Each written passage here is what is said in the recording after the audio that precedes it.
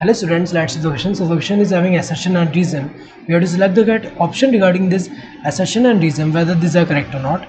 Assertion is glycolysis is the initial step shared by both aerobic and anaerobic respiration.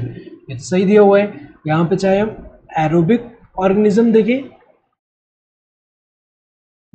या फिर जो anaerobic organism है, anaerobic, दोनों में जो रेस्पिरेशन है वो कैसा होगा. यहाँ पे रेस्पिरेशन में जो पहला स्टेप है, इनिशियल स्टेप में क्या होगा, ग्लाइकोलिसिस.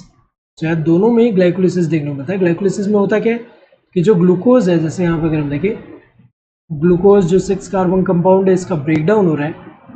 यहाँ डिफरेंट स्टेप अगर हम देखें, यहाँ सेवरल स्टेप में जो ब्रेकडाउन हो रहा है, अल्टीमेटली क्या फॉर्म होगा यहाँ पे, pyruvic acid, 2 molecules of pyruvic acid, that is 3 carbon compound. तो यहाँ पे ऑक्सीजन का रिक्वायरमेंट नहीं है. तो ऑक्सीजन का रिक्वायरमेंट नहीं है, इसलिए अगर हम देखें दोनों में ही देखने को मिल रहा है. रीजन क्या है, ये तो करेक्ट है. रीजन है glycolysis produces pyruvic acid which can undergo different conversions depending on conditions and this process operates without requiring oxygen. तो ये वाला जो है स्टेटमेंट तो ट्रू है. ग्लाइकोलिसिस से क्या प्रोड्यूस हो रहा है, यहाँ पायरुविक एसिड, जिसका further depending on the condition different conversion देखने को मिल सकता है. यहाँ पे जैसे एरोबिक में अलग, एनारोबिक में अलग. एनारोबिक में भी अगर हम देखें डिफरेंट टाइप का, जैसे लैक्टिक एसिड फर्मेंटेशन भी हो सकता है, देन अल्कोहलिक फर्मेंटेशन भी हो सकता है. तो अगर हम देखें यहाँ पे, तो ये तो सही दिया है. एंड यहाँ पे जो दिया है कि विदाउट रिक्वायरिंग ऑक्सीजन, ये प्रोसेस ऑपरेट करता है बिना ऑक्सीजन के रिक्वायरमेंट में. इसलिए अगर हम देखें दोनों में ही देखने को मिल जा रहा है initial step.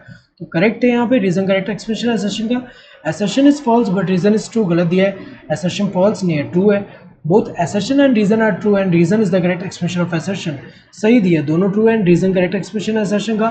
both assertion and reason are true but reason is not the correct expression of assertion. तो ये जो है ये तो गलत दिया हुआ है यहाँ पे, क्योंकि अगर हम देखें reason तो correct expression है assertion का. assertion is true but reason is false, ये गलत दिया हुआ है यहाँ पे, क्योंकि reason false नहीं है, true है. correct answer would be the second one. hope you understood the question. thank you and all the best.